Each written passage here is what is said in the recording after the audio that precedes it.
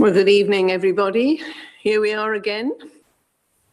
Welcome, councillors and members of the public watching online to this meeting of Waverley Council, which resumes the meeting which began on the Tuesday, the 23rd of February, and then continued on Thursday, the 25th of February. Only outstanding items of the business listed on the original agenda will be considered at this meeting.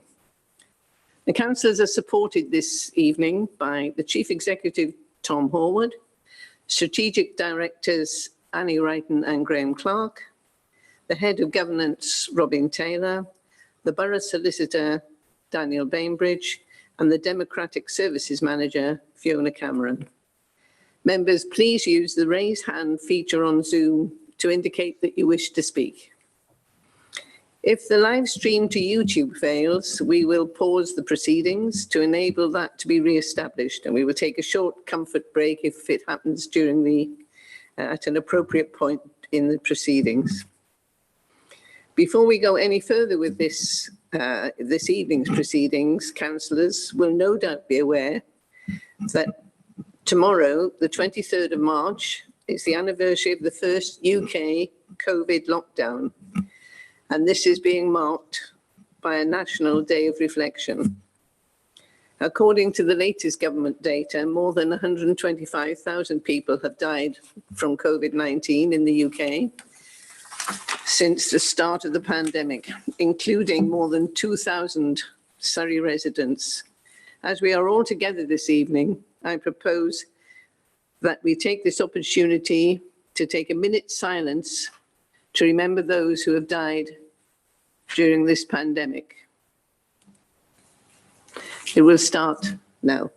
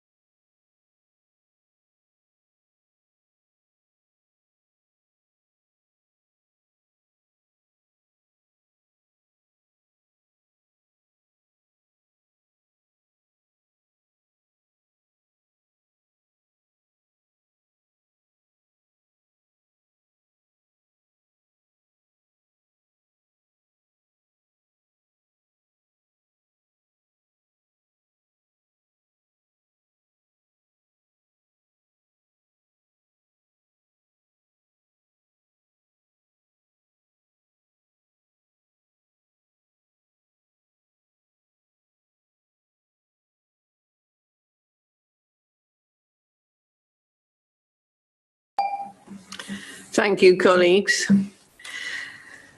We will pick up the agenda where we adjourned last time at item 9.5, local government collaboration in Surrey.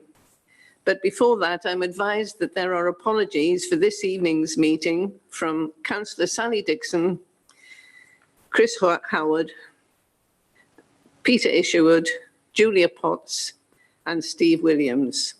Declarations of interest had been recorded previously. At 9.5, Leader, would you like to update the Council on the local government collaboration and opportunities arising from the KPMG report? Thank you, Madam Mayor. Delighted.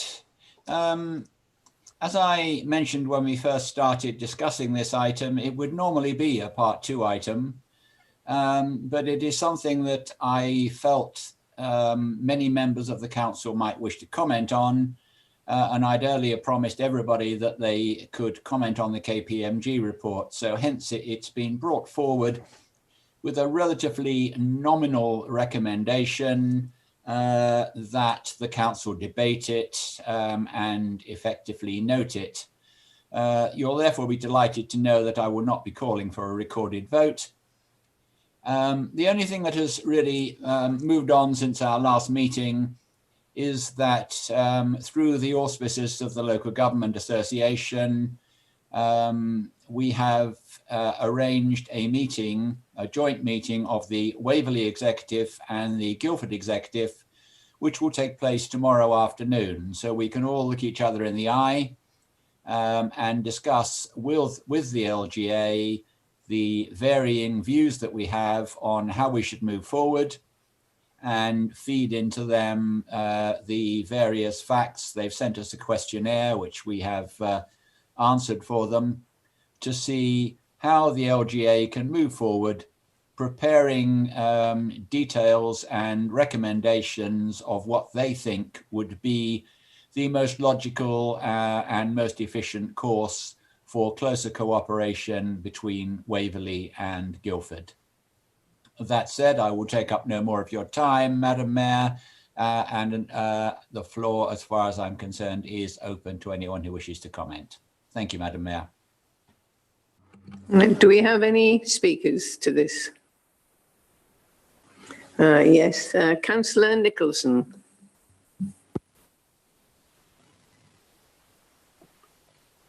Thank you, Madam Mayor. Well, I support this report, and I do see that the recommendations will work for more standard administrative and technical functions. But with officers working with two sets of councillors, more policy-based work will be much more problematical, unless, of course, we have a full merger of the councils.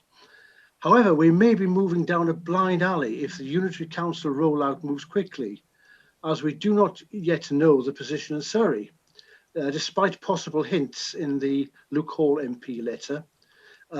If so, it's carefully disguised.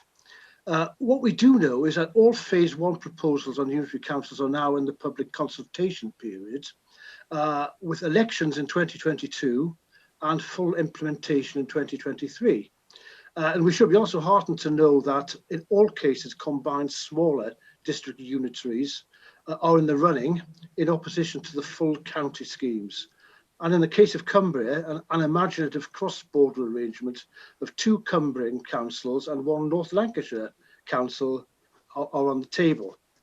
So in conclusion, one, I think we really do need to know soon whether we will be asked to prepare for our own reorganisation. And secondly, to consider cross-county arrangements as have recently been put forward, and as a sound case, by Hazelmere councillors Robini and Knowles. Thank you.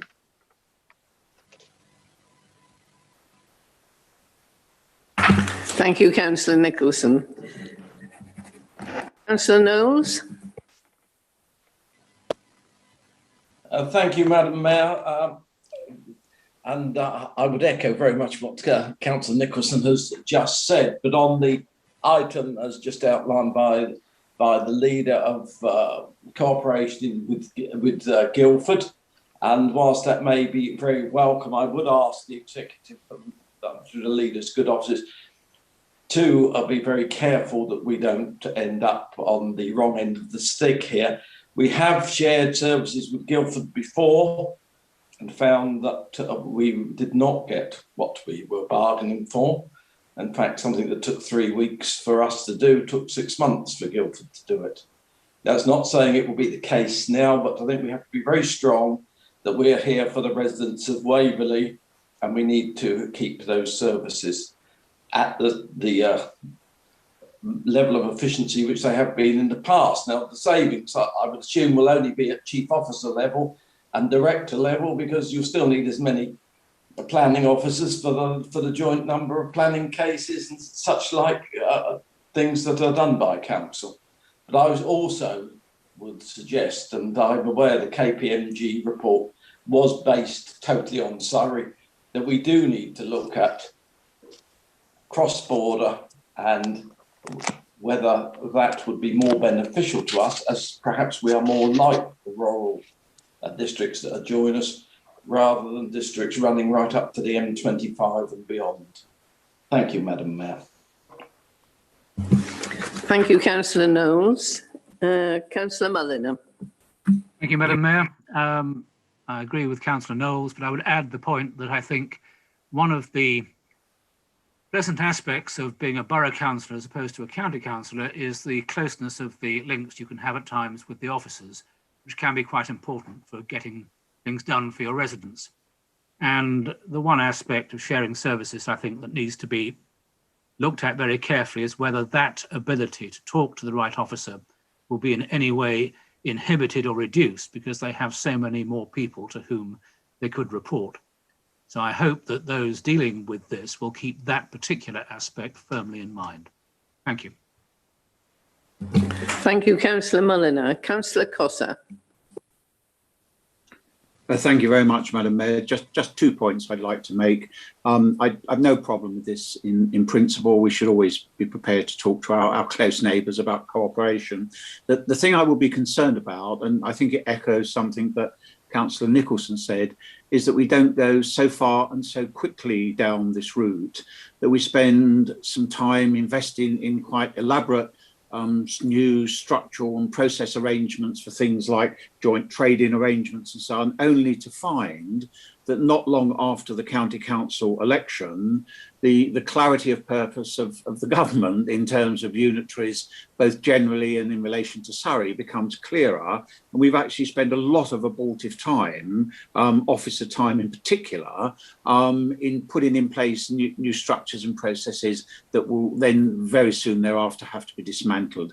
My second point is that I do hope that at some point in these discussions, there will be an opportunity to consider what role, and I recognise this is a bit further down the line and it will probably need the advent of formal unitaries, but there's no reason we shouldn't think about it at this stage. What role our towns and parishes will form in any new arrangement, because as it happens, both Waverley and Guildford are pretty significantly parished. It's only the centre of Guildford that isn't, and there are real opportunities, I think, to think quite a lot about, if we're really interested in getting things done as close as we can to the people we're here to represent, what role towns and parishes can play in this process. And I hope they can be co-joined into the design of any potential new arrangements.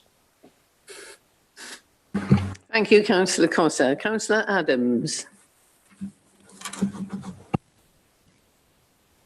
Thank you, Madam Mayor.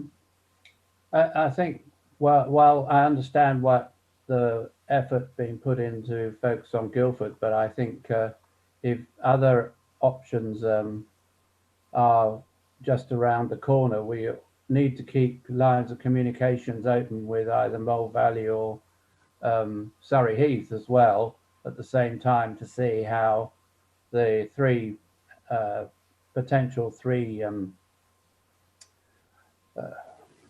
councils could work together. Thank you, Madam Mayor. Thank you, Councillor Adams. Councillor Follows. Thank you, Madam Mayor. Good evening.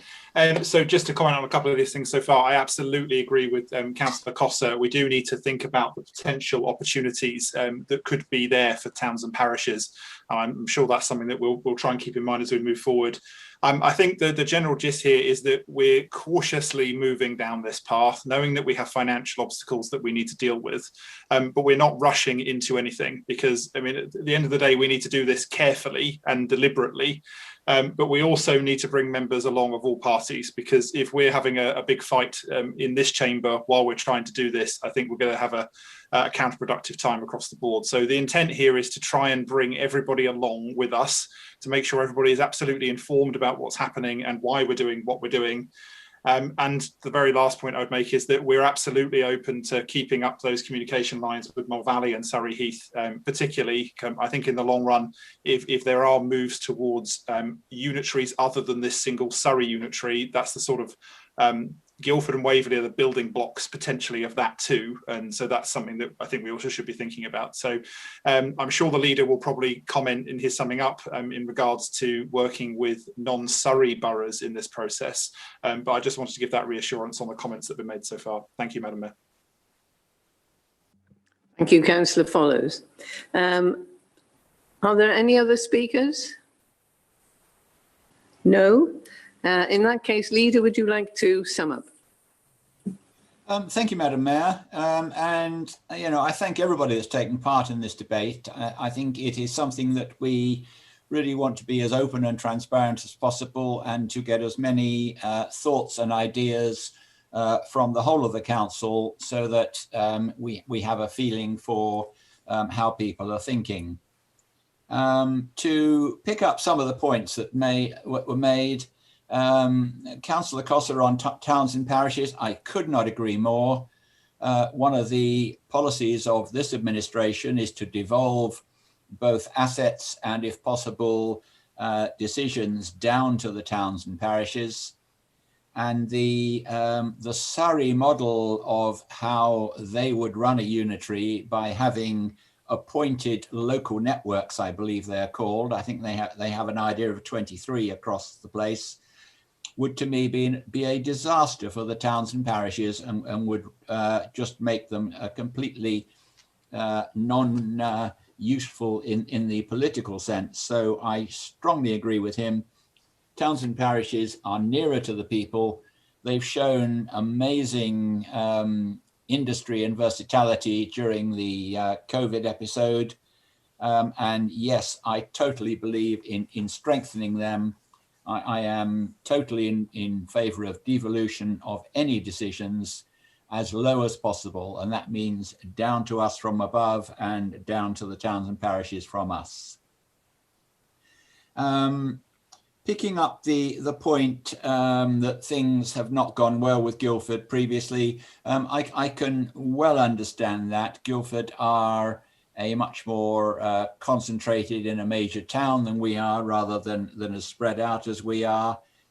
I think you can take it that the majority of our executive are quite aggressive and fairly territorial. And much as though we love Guildford dearly, we are not going to be taken over and becoming their T-boy. This is going to be a very equal partnership. And looking at the documents that we have put into the LGA to talk about, that was one of the things that we were stressing very much, apart from the economic benefit and improving services, was that this has got to be an equal partnership, or frankly, we're not interested.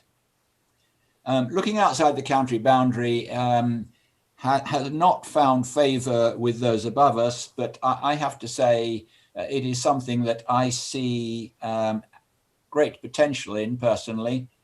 Those of us in the Farnham area tend to look west rather than east, and I understand that those in Hazelmere tend to look south rather than north.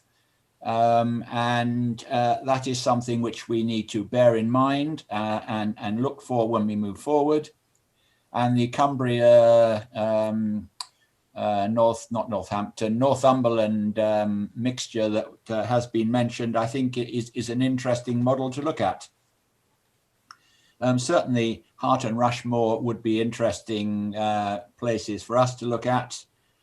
And taking on board a comment made about Moore Valley and Surrey Heath, the unitary thing is up in the air at the moment, but I think we are all pretty convinced that the government is going to come back to this fairly soon. And we are also equally convinced that Surrey are going to go for the mega model yet again. We are looking to, if unitaries are on the horizon, we are hoping that a closer cooperation between Guildford and Waverley, and on any unitary model that we can find so far, it would involve Guildford and Waverley in the same grouping. We would like to see the idea of a Guildford-Waverley model being so attractive to outsiders, and particularly to Moore Valley and Surrey Heath, that we would have a basis on which we could move forward. I think trying to move forward with 3 or 4 councils would be a recipe for disaster. We would have too many opinions coming in the block. So if Guildford and Farnham, sorry, my apologies, and Waverley can put together something that is attractive to outsiders, something that works, and obviously something that we're all happy with, I think it could, when unitaries rear their, some say ugly and some say smooth head again, it would be an ideal centre to work on. And on a personal note, I am very pro-unitary, but in a reasonable size, certainly only at least a third or a quarter of the size of the 1.2 million that inhabit the county. So I can give you a lot of assurances that we are completely open-minded with all those things, and we will constantly come back to council with progress reports to make sure that the whole of council is happy, because it's no point in getting to the end of the road and finding out that we don't have support. So thank you for your views on this. Thank you for your attention. And the only recommendation is that we debate it and note it. And as I said, I certainly wouldn't want a recorded vote. Thank you, Madam Mayor. Thank you, Leader. The resolution, well, the recommendation is that do we have to vote on this? Oh, yes. Would you like to note this, and then we won't have to vote on it? Yes? Agreed. No, Agreed. Noted. Agreed. Noted. No, thank you, everybody. Leader, can we move on to 9.6, the Affordable Housing Supplementary Planning Document?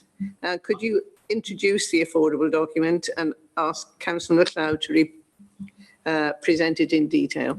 I would be delighted, Madam Mayor. I will say very little. Affordable housing, supplementary planning. It's something that we have been looking at for a while. We, I think, build very good houses in this borough, and we want higher standards entwined in our planning legislation. So I would then ask Councillor MacLeod to put a lot of meat on that rather thin bone that I've just offered you. Thank you. Thank you, Leader. There's a very comprehensive report in this item on page 233 onward in your papers, and it explains in under 3.1 the reasons why this has been brought forward. Before I go into that, I'll say that the work was done jointly by the Policy Planning Department and part of the housing team, and it's very much a joint. Although this is actually a planning document, it's very important for the planning delivery, the housing delivery team, that we get as much housing, affordable housing, as we can for Waverley residents out of the developers' contributions. And under 3.1, it explains that it's important that developers have good guidance from the council, and that's what this document is aiming to do. And as a result of having the document, we can get as much affordable housing as we can out of developers' contributions. As I said, it was done jointly by the two parts of the council. It goes back actually to the previous administration. It was started under the previous administration. It's a very big piece of work. It's a very well done piece of work. And there's been lots of people involved. It involved lots of consultations with developers, professionals, town and parish councils, and so on and so forth. The one thing when we had the executive meeting, I think it's not really controversial, this item. I think it's got wide support from all political parties across the council, and we had a very good discussion about it at the executive meeting. And I think the only thing that we really discussed was, I think Councillor Hyman brought up the percentage of affordable housing that should be 1 bedroom, 2 bedroom, etc., etc. We had a good discussion about that. And it was agreed that we should keep that under review, but we went with the recommendation from the officers. So that's where we are on it. And we're recommending, the executive is recommending the council approve this. One point I'd ask just members to note that the government is always tinkering with the planning system, and they're coming up with lots of ideas for changing the planning system. Their current idea is to change affordable housing. They're introducing a new form of affordable housing called first homes, and the concept of that is to sell housing to new owners of housing at a 30% plus discount. And of course, that will take money away from what many of us would regard as truly affordable housing. The sort of social housing, which is what's more needed than subsidies for first-time buyers. But the government's got control of that, and that's what they're planning to do. And 25% plus of the contributions for developers will have to go to that type of housing. So that will require in time changes to this document. I think there's going to be trials of that scheme elsewhere. It doesn't affect us immediately, but it will probably affect us in the next few years. So I'll just ask Councillor Rosnan if she wants to say anything about it, because she's the other portfolio holder who's responsible for housing. If she wishes to add any comments, she's very welcome. Thank you, Councillor MacLeod. Councillor Rosman. Thank you, Madam Mayor. As Councillor MacLeod has said, a great deal of work has gone into this document. The teams led by Zach Elwood and Andrew Smith. We all know that the term affordable housing is a complete misnomer, but we have to do all we can to provide a planning document that is a tool to allow us to hopefully influence what is built in what is becoming a more and more mired, deeply flawed planning process. So any document we have that can help to guide developers down a path we want them to take has got to be a good idea. Thank you. Thank you, Councillor Rosman. Councillor Mulliner. Thank you, Madam Mayor. Whereas I firmly support the intent of this document, when I read through it, I was struck by the fact that the most important teeth, if I can put it, which are paragraphs 93 and 94, and if people would like to look at that, it might be helpful, were actually, I'm sorry to say, not as well drafted as I think they need to be if they are to be effective.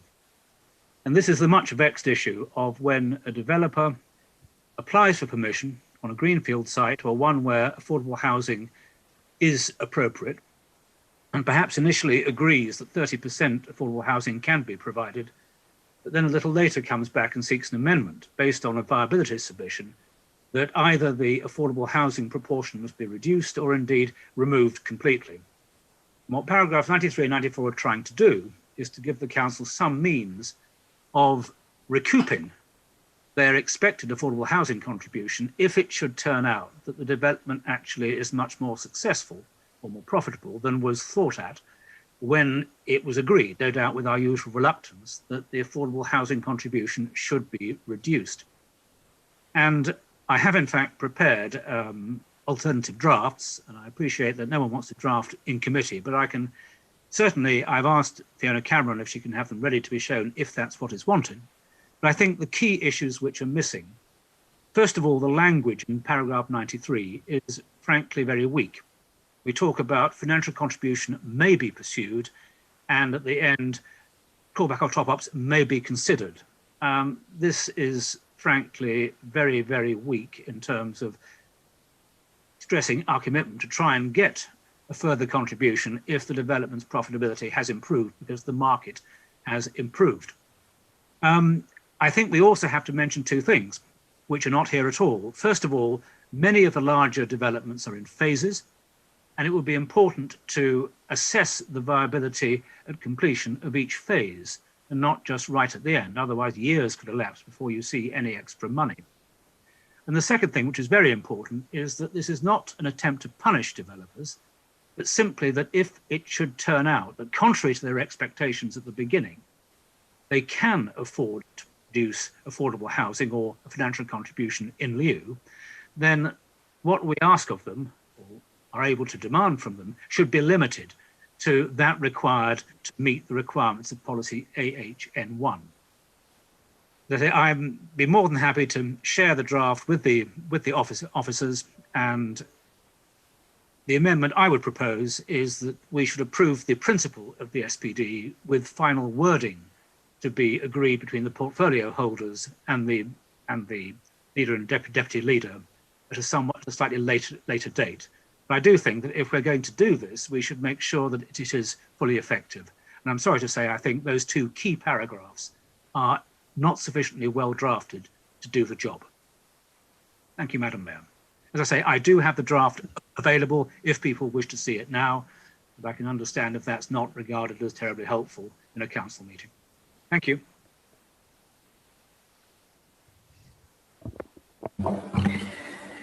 Right, Councillor Mulliner, are you proposing an amendment to the recommendation? Yes, Madam Mayor, I'm proposing that the amendment be changed to the principle of the SPD should be approved, but with final drafting delayed until perhaps for no more than a month, while further improvements can be carried out. And I'm talking particularly about paragraphs 93 and 94, which, as I say, I regard as being highly important if this document is to be fully effective. Thank you, Councillor Mulliner. Would anybody like to speak to this amendment? Does anybody second the motion, first of all? I'm happy to second that, Madam Mayor. Thank you. Right. Could you please lower your hands and then put your hand up if you wish to speak to the amendment? Councillor Follows. Thank you, Madam Mayor. In the first instance, my question would have to be to officers. I actually completely agree that that in terms of wording, I would love us to be stronger always. My understanding was that any stronger wording would probably be ultra vires in this particular case, and that we weren't able to legally go any further. As much as I assure you I would love to, I mean, the whole of this debate on affordable housing is effectively a nonsense term established by government that we're having to work within. So if we are able to make it stronger and officers can tell us that a change of wording is acceptable that we can do, I'm actually happy to support that amendment. My understanding is, though, when we questioned this exact thing, that we were told that that was not the case. And if officers are confirming that, then I'll obviously have to vote against the amendment because it can't be achieved. So I would just ask officers if they can elaborate. Thank you, Madam Mayor.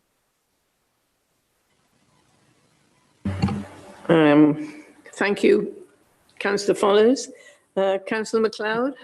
Thank you, Madam Mayor. I was going to say much the same as Councillor Follows has just said, that I don't think the council is in a strong position in terms of this viability issue, and that the government actually has created this almost as a get-out clause for developers to avoid making contributions.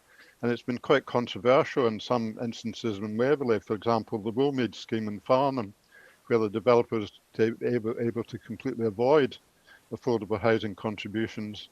I'm not sure that, and I think Councillor Follows just put his finger on it. I think we need professional advice on this, whether we can do anything to make it stronger and whether it would be effective. But I think Councillor Muller's intention is absolutely valid, and I think he's made a useful contribution to the discussion. And if we can do anything along the lines of Councillor Muller's suggestion, I would certainly support it. Thank you, Madam Mayor. Yeah, thank you, Councillor MacLeod. Councillor Cossa.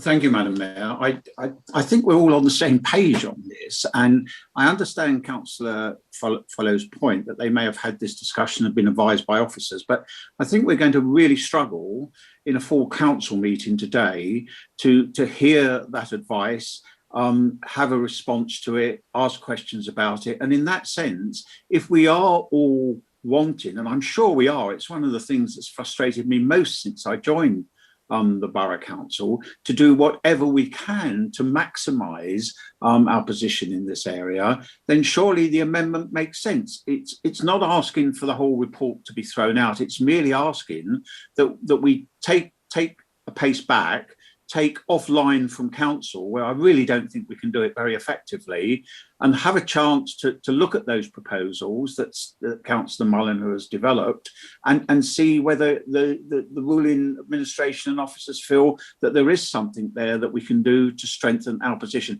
I think anything else would be a bit of a dereliction, frankly. Thanks.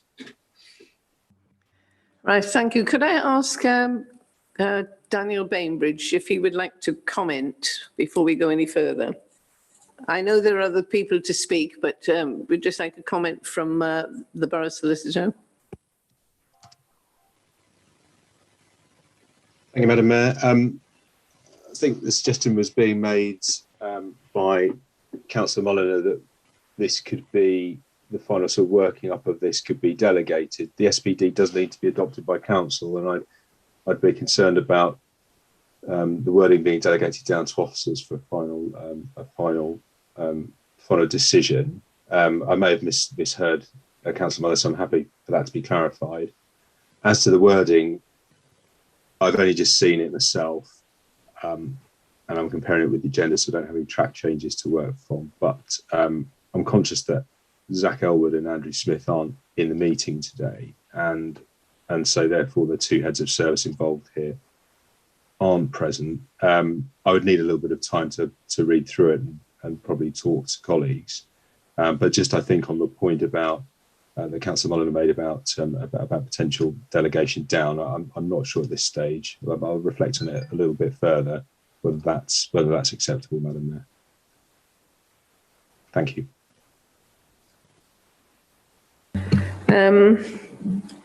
Councillor Wilson, would you like to speak now? Thank you, Madam Mayor. I wonder if it would be possible to change the amendment so that we could get as much advice as we can, because I totally agree, any more strength we can put into the wording, but I don't think this is the time and place that we're able to make that decision. So I wonder if we could change the amendment to having had a further discussion about the advice from the officers, that we revisit this. Do you think that would be possible? Thank you, Madam Mayor. Could I ask Tom Horwood to make a comment on this, please? Thank you, Madam Mayor. I think we've heard the Borough Solicitor advise us that the approval of this document cannot be delegated to officers. So therefore, I believe that Councillor Mulliner's amendment does not really help in that context. But perhaps what could help is for us to defer this item and bring it back to the council meeting on the 20th of April to answer councillors' issues that clearly hadn't come up through the scrutiny process up till now. Thank you. Thank you, Tom. Could I ask Councillor Mulliner if he wishes, if that would be, if he would agree to that? I'd be very happy to. I think it would be a very constructive outcome, as others have noted. I think we all want to achieve the most that we can. And quite apart from the strength side, I think there are a couple of items missing from it, which would be needed to actually help it be, if you like, non-ultra vires. So yes, if that is the wish of the meeting, then I think it will be a very good outcome. Thank you, Madam Mayor. Thank you, Councillor Mulliner. Leader, would you like to defer this item for a later meeting?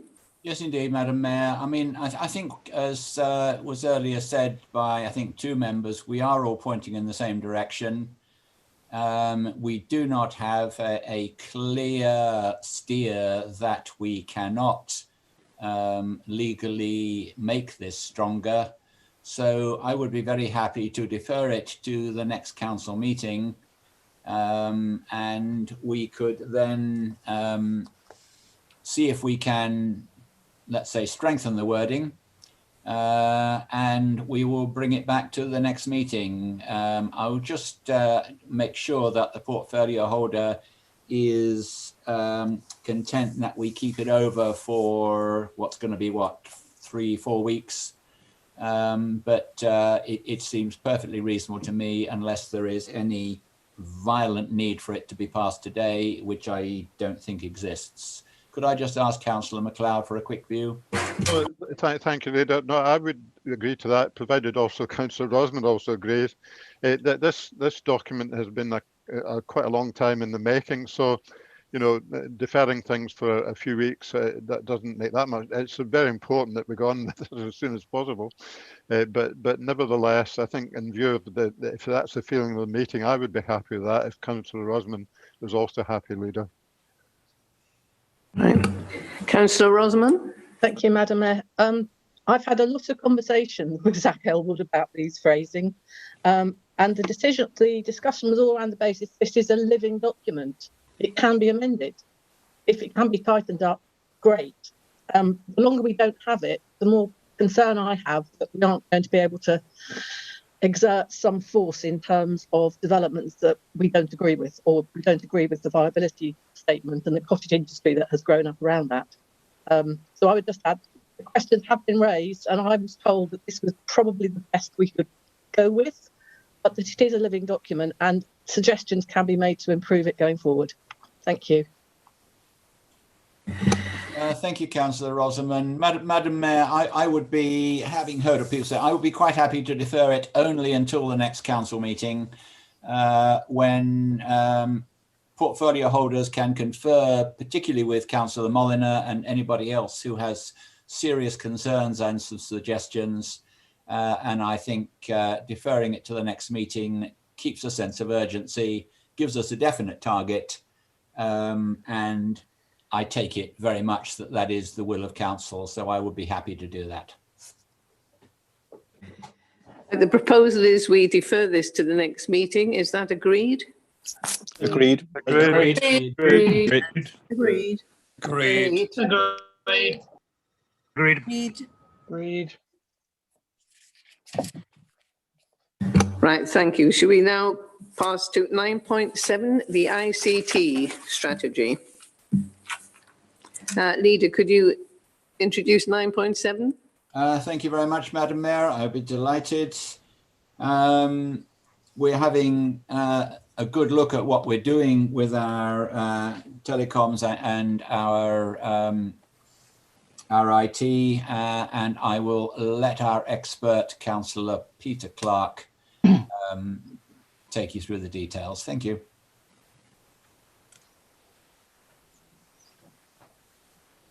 Thank you, Madam Mayor, and good evening. I'd like to say a few words by way of an introduction to our ICT strategy document, as contained in your agenda pack. To effectively support both today's and tomorrow's business transformation plans, we must embrace new approaches to IT strategic planning that are more business-driven, flexible, and more forward-looking than in the past. We are in an age of digital transformation, and the rate of technological change keeps accelerating. So the approach to our IT strategy needs to keep pace. Developing and executing an IT roadmap aligned to our business and services is more important than ever. Our strategy is about understanding where to make investments and what capabilities the Council will need in the terms of people, partners, infrastructure, and systems. When done well, IT strategic planning can be a powerful tool, setting up the Council to help achieve its corporate strategy and maintaining first-class services for our residents. The best IT plans are no longer simply just a checklist of the financial investment or just a list of technologies to implement. Rather, it's an assessment of the changes required to support the delivery of our corporate strategy. Whilst the financials are still important, the starting point needs to be the business model required to deliver customer services within our strategy. The line between council business and IT strategy is getting thinner, and who knows, in future, our IT strategy may not be separate from our business strategy, but may become just an integral component of each service. But back to the here and now. There are countless reasons why we need an IT strategy, and they include meeting our organisational needs, improving our business processes, providing maintenance and support, and the right staffing, of course, in our IT department. But the main purpose of any IT strategy deal is simple. It should clarify and communicate the future IT framework required and the actions needed to be taken within IT during the short to the medium term. So our strategy defines our vision and provides a roadmap for using IT to create greater organisational value. Each section of the document describes specific activities needed to address any gaps between where we are now and where we want to be in 2 to 3 years from now. With this forward-looking strategy, IT will become a more important partner in the Council's business and play a key role in achieving our corporate objectives. Thank you, Madam Mayor. I'd like to hand over to the Head of Service, David Allam, to say a few words and take questions if required.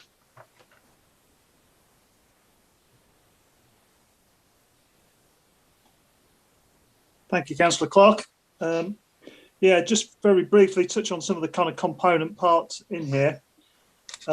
You'll see that we've got some big decisions around the kind of practicalities on our doorstep over the last year. This time last year, I think it's quite opportune. Madam Mayor reminded us earlier that it's a year since the kind of pandemic kicked in. At this point, a year ago, we probably had about 10 people working at home and about 300 people working in the building. And today we had about 25 people working in the building and 300 people working from home. And obviously all the kind of meetings, all members would have been normally in the council chamber. And lots of us are participating now via Zoom. And it's the response to that that's informed part of our thinking in the short term and in the medium term. And in this last year, we've really kind of focused on things like customer services, and we're in the midst of building what is effectively our own IT solutions, which is going to improve self-service and automation. So we need to think how about we're going to equip people to work at home in the future, the mixed economy of people working from home and in the office. And we also need big decisions around our kind of line of business systems, and we've addressed that in the strategy also. So I'm not going to go through it line by line because I'm sure members will have read the kind of key component parts, but we're happy to take any questions, and if there are any technical matters, Linda's on hand to address those. Thank you. Thank you, Mr. Allen. Councillor Townsend. Apologies, Madam Mayor, that's an old hand.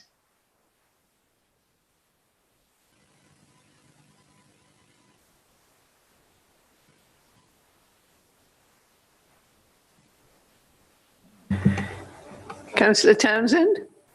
It's an old hand. Apologies, Madam Mayor, that's an old hand. Sorry. Oh, sorry. Right. Councillor Goodridge. Thank you, Madam Mayor. I'm afraid I'm a bit of an ignoramus when it comes to ICT, and I just need some explanation. We talked about iGels, which is something I've not come across before. So I was delighted when there was an IT strategy glossary of terms. So I went to find out what an iGel is, and it just said it's a thin client device. I can't quite understand why, if it's a thin client device, it can't be portable as say an iPad. But it says on page 310 of our report that an iGel is cheaper than a laptop, and they do not in themselves offer the same degree of portability. However, they can be configured for home use. So presumably iGels are going to be for officers who work from home. And could I have a little bit more explanation of what an iGel is as compared to an iPad, which I know all about, and laptops, which I know all about? An iGel is new to me. Thank you. Thank you, Councillor Goodridge. I'm sure somebody will elucidate you at the end. Who's the next? Councillor Adams. Thank you, Madam Mayor. Bearing in mind what we've just discussed about cooperation, I just wonder, I thought the report actually was very good indeed. I thought that was really helpful and very well explained. But I just wonder how we're phasing this in conjunction with any potential matching up with other boroughs, because obviously there's quite a lot of investment planned here, and we can't do that in isolation if at the same time we're talking about cooperating with other boroughs which might have different systems. I just wondered what the portfolio holder was doing about managing that cooperation and balancing the investment against any potential wastage. Thank you, Councillor Adams. Councillor Cole. Thank you, Madam Mayor. Can I just put a word in for member access to files being shared by SharePoint? I think often comes up that occasionally comes up that officers share a link which is to SharePoint, and of course members currently don't have access. So I think this is a better way. Sharing documents by email is kind of old-fashioned now. We really should be getting access to the current version online. So if that can be made to happen, that'd be very, very welcome. Thank you, Madam Mayor. Thank you, Councillor Coe. Councillor Gray. Thank you, Madam Mayor. My comment's very simple one. I would certainly like to commend the IT department. Having said that 12 months ago we went into lockdown, I think that what the IT department have achieved is very commendable and has produced great benefits over the last 12 months. The report itself appears to me to be a very sensible approach. But one question for the portfolio holder, especially in terms of us building our own system, we have support and development staff, which is 35% of the establishment. Customer service desk is 25%. We seem to have a fair amount of overheads and support compared to those people who are actually producing the code. And certainly in days of shared systems with users, do we require so much service desk support? And could that not be better integrated between the departments, which allowed us to have more people to actually produce the code, produce the efficiencies and the improvements that's already been achieved? Thank you, Madam Mayor. Thank you, Councillor Gray. Councillor Neal. Thank you, Madam Mayor. Yes, I would like to just refer to the planning system, please. Obviously, one of the major application areas of the IT system leads to a lot of frustration in the general public and with councillors in accessing it in terms of speed of response and that sort of thing. I understood that with the Horizon system, things were going to get a lot better. And I also understood that Horizon system is now in place. Now, I know this is very complex interaction between that and other parts of the IT infrastructure. But I wondered if the portfolio holder could just give us some indication of how the planning experience from the user's point of view is going to improve in relation, and how that relates to all the other parts of the components of the infrastructure as a whole. Thank you. Thank you, Councillor Neal. Councillor Martin. Thank you, Madam Chairman. The Value for Money Scrutiny Committee, of which I'm chairman, has reviewed the business transformation agenda and much of this report. Indeed, Councillor Clark came to our last meeting and David Allam has appeared several times at recent meetings. So I have to say, I think the way in which this document has been put together is very good. I do support what's inside it and I would commend it to the council. So it's a very good document and I'm very impressed with the way that the IT department and IT generally over the last 12 months have responded to what has been a very difficult position and situation. And I think we have some degree of confidence going forward as a result of what they've been able to achieve during the last 12 months. Thank you. Thank you, Councillor Martin. Councillor Clark. Councillor Clark? Yes, thank you, Madam Mayor. Well, taking Councillor Neal's point about the planning portal, I think we all share his frustration in during the period which it was performing extremely slowly. To the best of my knowledge, it is not part of the Horizon system, but I will defer to either David Allam now or Linda Frame for more detail on that.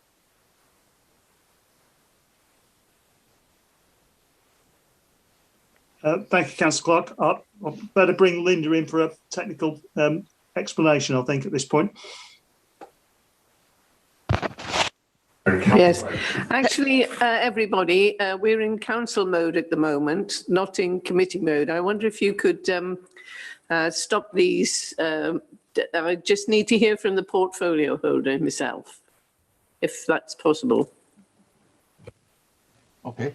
Well, I think in that case, Madam Mayor, I think the best approach is is for us to have a discussion offline with Councillor Neil about his concerns and how the planning portal integrates with any other systems within IT.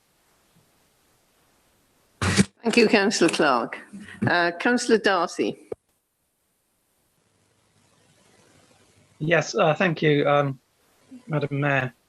I just wanted to ask a couple of questions. One of them was, to what extent this strategy has been affected by the COVID thing? I mean, presumably when you started it, that was pre-COVID, and then COVID's come along. So I just wondered how much the impact of COVID has impacted on your strategy. And the second thing was that it used to be that the sort of great IT wish was to have transparent access so that you could access your systems from wherever you were. So they were independent of device and independent of location. And I'm guessing that you're still trying to work towards that, but you've got a lot of legacy systems. You've got hold of what you describe as a low code system to try and develop some of your legacy systems to make them more fit for this vision. But again, I was wondering about, is that your vision? Is it this independent of location and device? And if so, is your low code proving as successful as you hoped? Thank you. Thank you, Councillor Darcy. Councillor Coburn. Thank you, Madam Mayor. Yes, I really just wanted to back Councillor Neil on this. There are many things I don't understand. Bodies, cars, IT systems. All I want is for them to work. I don't want to know what's going on inside. I just want to know that if I put the key in the ignition, the car starts and keeps running. When I come into the planning website, I want it to work. And I have had endless communication just recently over this. It is not user-friendly. I don't know why it's not user-friendly, but I am telling you it's not. And I get so many emails in from frustrated members of the public. At the moment, I'm trying to add information for the appeal that's going on in Farnham at the moment. It's reconvening on Friday. It takes an age to get the information off that website. And there are better ones. I hate to praise Guildford tonight when we're a bit worried about them taking over us, but there's no question their planning website is superior to ours. You can go in, you can click on a PDF and you get the document. So please, I don't know where this fits in with the strategy. I really don't, I would say don't care, sounds awfully careless, but what I mean is it should work for the user. And the user, obviously, especially at the moment when we're all working remotely, are councillors, but also the general public, because planning is so key to what they want to do. And we do need a site that is just easy, clear, user-friendly and fast. So thank you, Madam Mayor. I'm sorry to have a little rant, but it is so frustrating when you are trying to do some work on behalf of the council for an appeal to back the council's decision. Thank you very much. Thank you, Councillor Coburn. That's the last speaker that I have down. Leader, would you like to sum up? Thank you, Madam Mayor. Yes, indeed. We will come back on all the technical questions after consulting with the officers outside the council chamber, if that is the wish and the way to go. As far as my limited amount of IT knowledge, I might be able to help Councillor Goodrich out in that the IGEL, I believe, is the Norwegian term for a hedgehog. Why it should be Lord alone knows, but it is actually a thin little upright box that sits on the desk in a number of places in Waverley and is effectively a mini terminal that needs to be plugged in at home, and you can plug in and then use it to access our system. So It can be set up at home. They are on every desk. I think they're probably in the members' room as well. They look rather like a router. But why they're called a hedgehog is beyond me, but that's what it is. And that's why it can be used at home, but it isn't portable because it has to be plugged in to your home and plugged into your broadband. That is about the only technical question I will attempt to answer. But all those that have asked particular technical questions, and I do take on the difficulties with planning, for which, you know, as leader, I do apologise, and I will hasten our friendship with Guildford in order to try and improve it. Thank you, everybody. Thank you, Madam Mayor, and I'd be delighted if you put the recommendation to the council. Right. Thank you, Leader. Can I put the recommendation that the ICT strategy 2021 to 2024 is approved? Agreed. Agreed. Approved. Agreed. Agreed. Approved. You all okay, thank you. I am reporting that the ICT strategy 2021 to 2024 is approved. Can I advise that the agenda items 10 and 11 have been disposed of previously? So we will move straight to agenda item 12, which are the minutes of the Licensing and Regulatory Committee. Councillor Knowles. Thank you, Madam Mayor. I present the minutes of the Licensing and Regulatory Committee, which was held some time ago on the 10th of December 2020. There are no part one matters, and I have not been informed of any part two. I think I have a seconder. I'm happy to second, Madam Mayor, Councillor Goodridge. Thank you. So that completes my report, Madam Mayor. Thank you, Councillor Knowles. Could I ask the council to receive and note the minutes? And could you unmute your microphone and confirm your agreement? Confirmed. Agreed. Agreed. So we move on to item 13, the minutes of the Standards Committee. Councillor Rubini, would you like to present the minutes of the Standards Committee held on the 1st of February 2021? Thank you, Madam Mayor. Again, I'm afraid this was held on the 1st of February anyway. Please, may I move that the minutes of the Standards Committee meeting held on the 1st of February 2021 be received and noted. Have I a seconder? I'm happy to second, Madam Mayor. It's Councillor Goodridge again. Thank you. There are two part one matters detailed at items 13.1 and 13.2 on the agenda. The LGA New Model Code of Conduct. The Standards Committee considered the new Model Members Code of Conduct that had been developed by the Local Government Association in response to recommendations of the 2019 report by the Committee on Standards in Public Life on Local Government Ethical Standards. The new Model Code was developed in consultation with the sector, and the LGA have committed to undertaking an annual review to ensure it continues to be fit for purpose. The new Model Code does not place new obligations on Waverley members, but reinforces obligations in relation to civility and respect, bullying and harassment, and application of the code in relation to all forms of communication and interaction. The Standards Committee recommends that Waverley adopts the new Model Code in full, and that the monitoring officer arranges councillor briefings on the code. Thank you, Councillor Rubini. Can I invite speakers on this matter? So there are none. So, Councillor Rubini, could you just sum up? There are no speakers. Thank you. This new Model Code tidies up standards in public life. The LGA have committed to taking an annual review to ensure it continues to be fit for purpose. I would suggest council briefings are essential to ensure complete understanding. Thank you, Madam Mayor.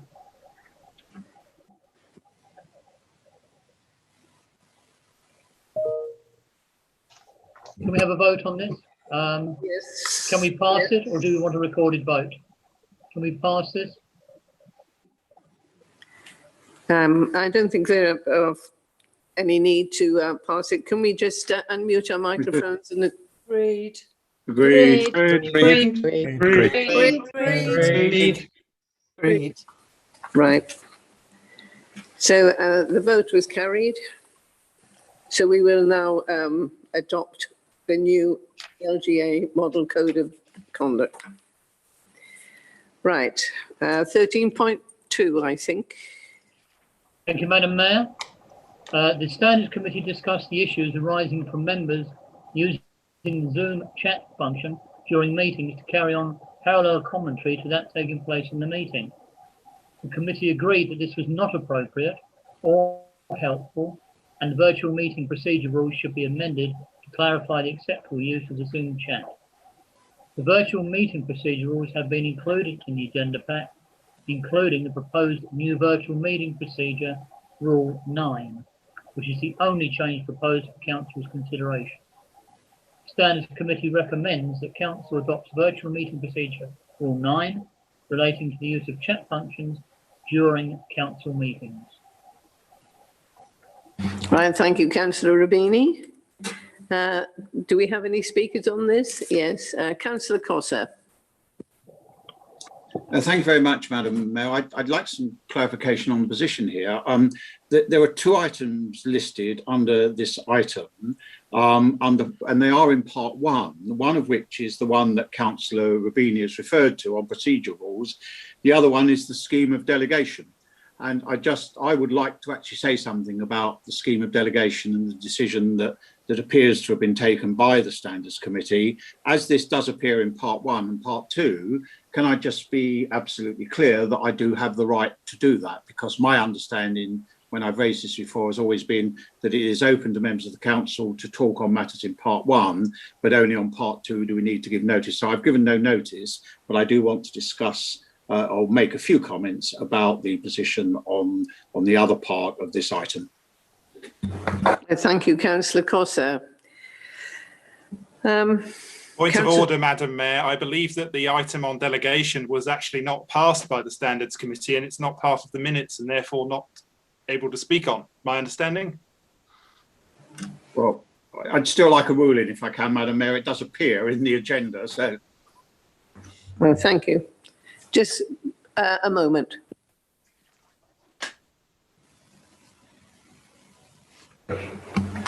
Right, Councillor Costa, apparently I can allow you to speak if I wish, so I wish.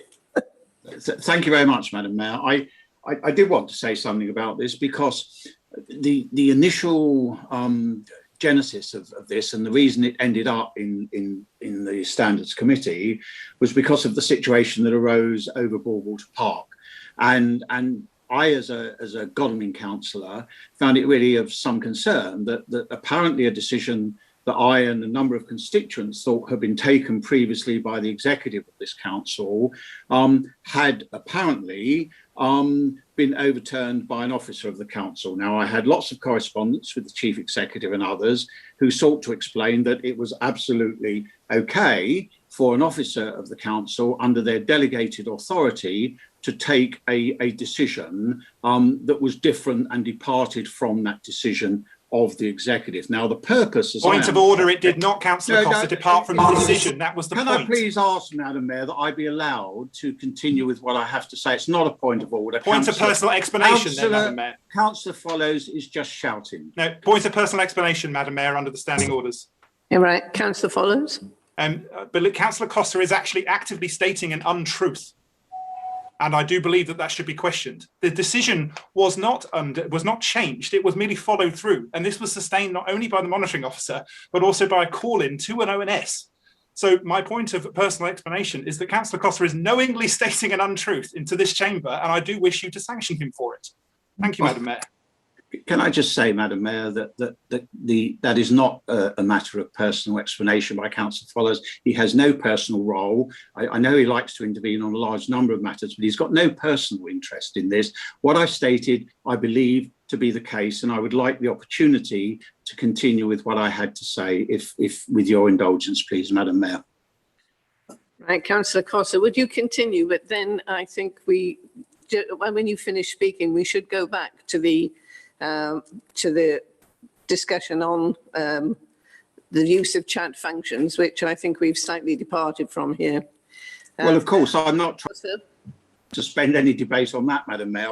I just wanted a ruling which I have been given that I can make a contribution on this item, and as soon as the interruptions finish, I will indeed continue and finish that contribution. What I wanted to say is I thought it should be of concern to all the council that we have now reached a position where apparently it is now possible for a decision, for example, of the executive to actually be altered in the sense that an officer can then take a decision.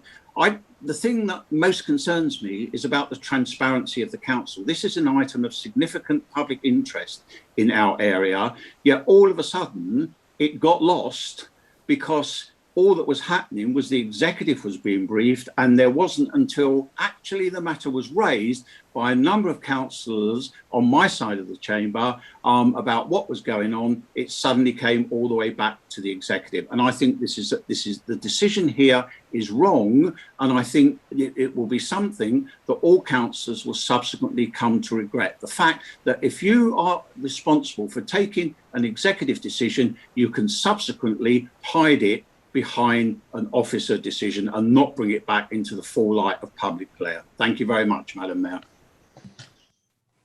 Thank you, Councillor Costa. Should we return to the chat function?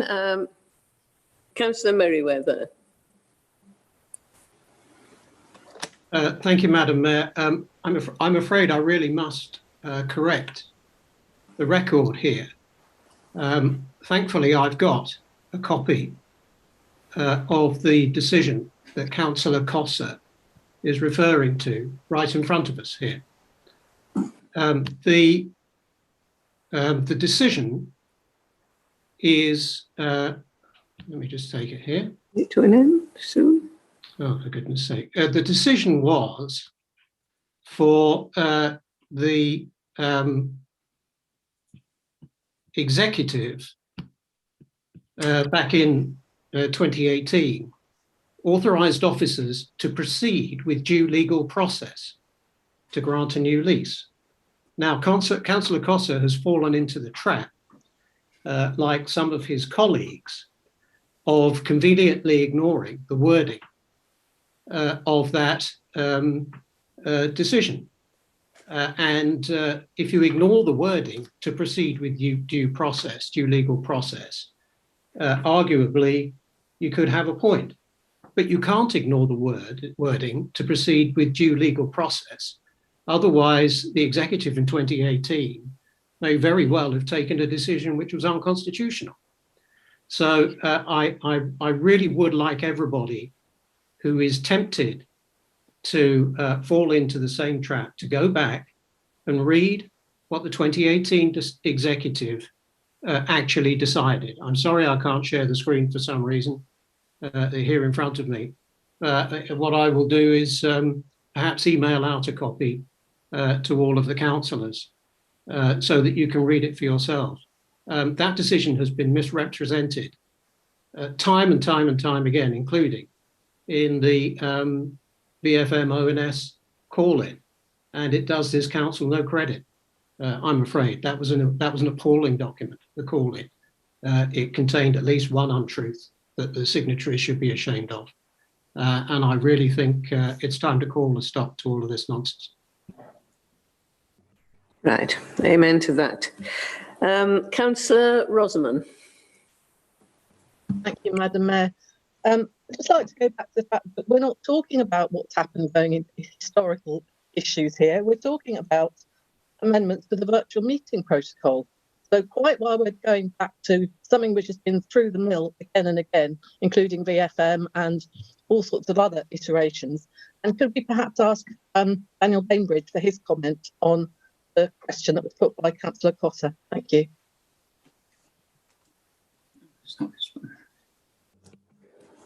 Yes, I think, councillors, maybe this should stop at this particular moment, because we have departed quite a long way from this last thing on virtual meetings. Perhaps it would be a good idea to take this up at another time after this. Is there anybody who wishes to speak to the actual virtual meeting procedure rule 9? Councillor Follows. Thank you, Madam Mayor. Yes, I do think this is a very sensible change to the regulations. Obviously, we're all still learning over the course of the last year how to use Zoom and various other ways, and certainly how we govern that.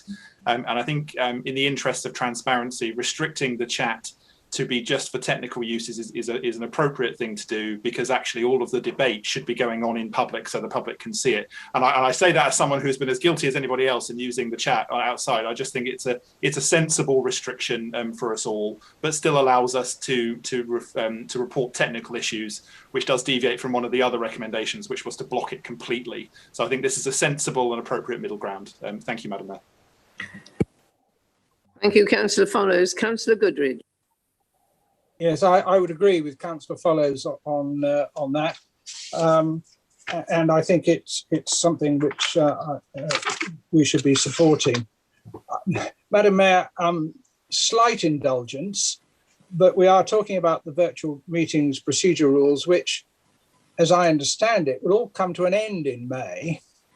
And I wondered whether it would be helpful if this council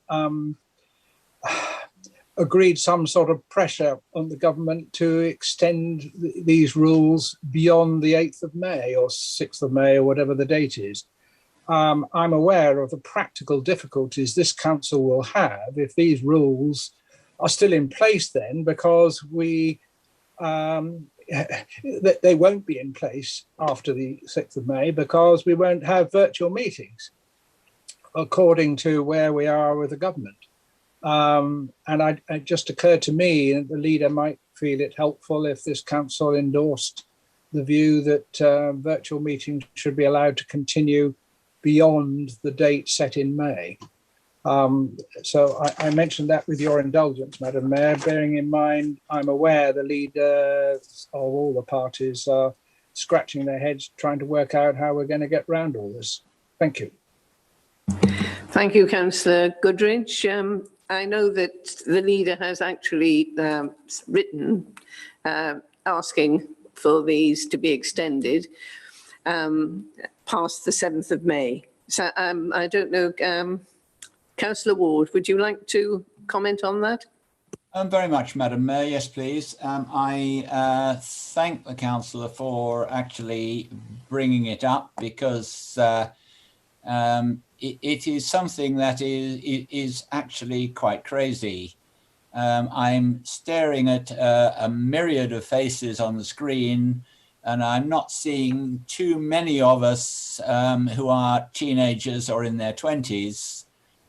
And, you know, we have done rough polls within our various groups.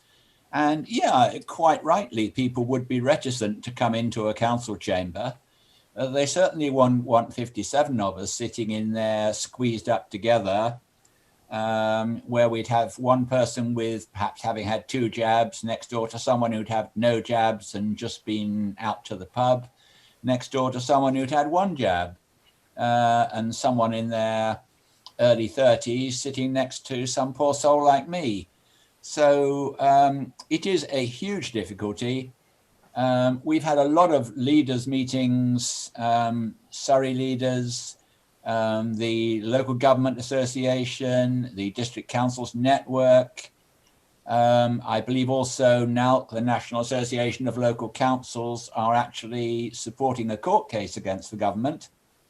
But we have all expressed our desires, and our strong desires, that the government rethink this.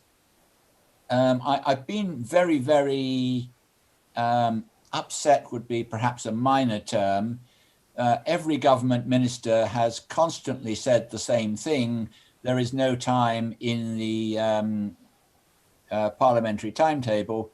Of late, interestingly, the answers were slightly shifted to say, well, we'd like to help you, but the Leader of the House won't give us any room.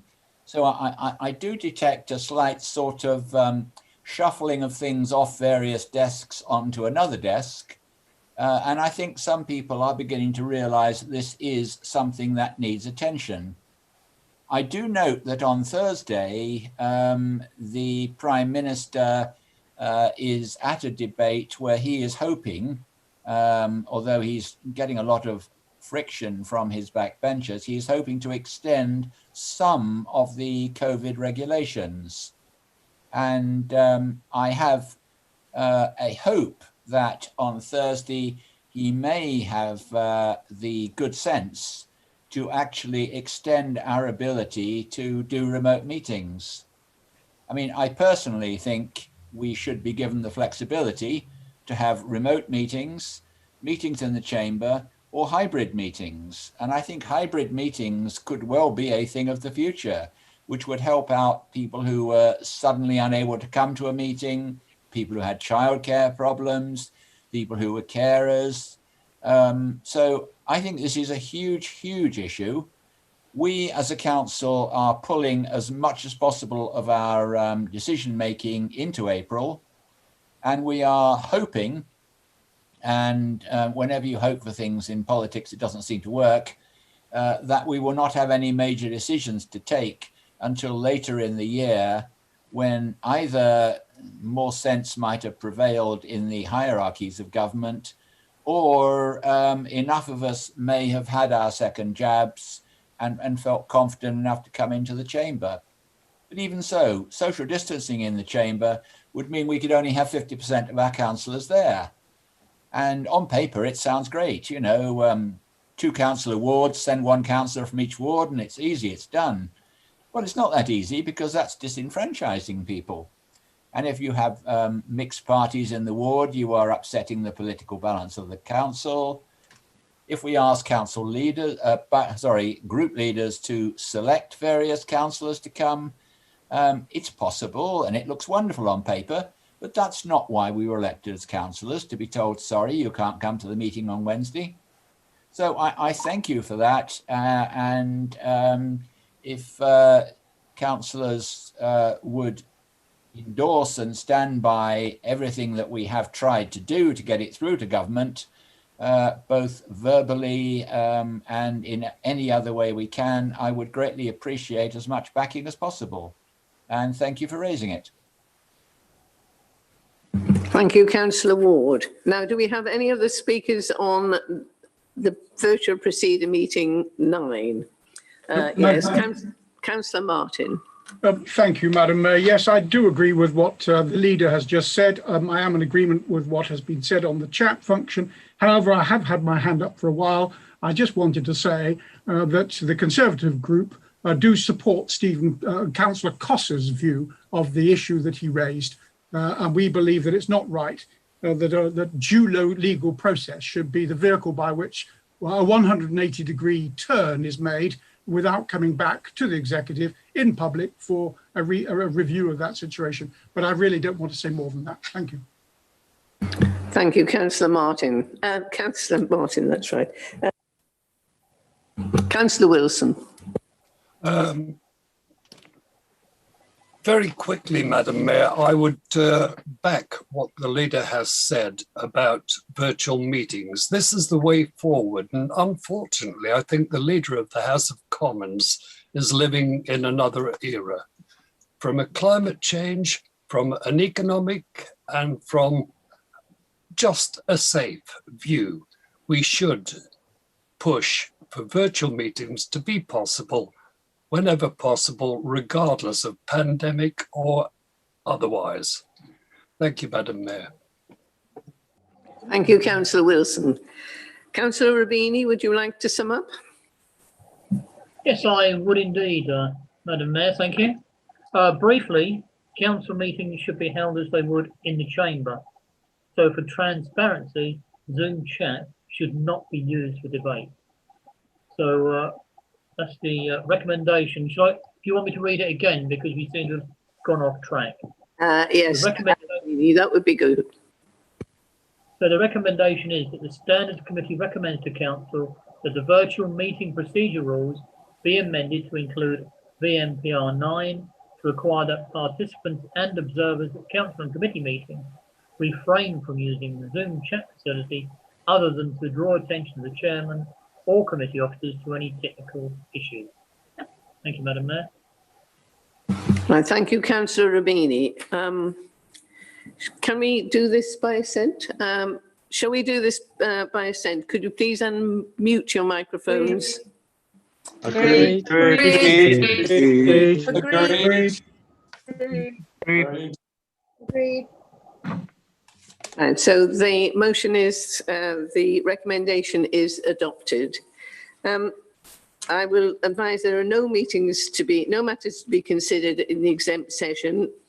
And before I conclude the meeting, could I just say that for my charities, I haven't been able to get out and about much and do the usual things, but for my charities, I'm actually undertaking a task which I'm calling the 300s. You will probably be receiving something about this a little later on in the week, but I'm walking 100 miles.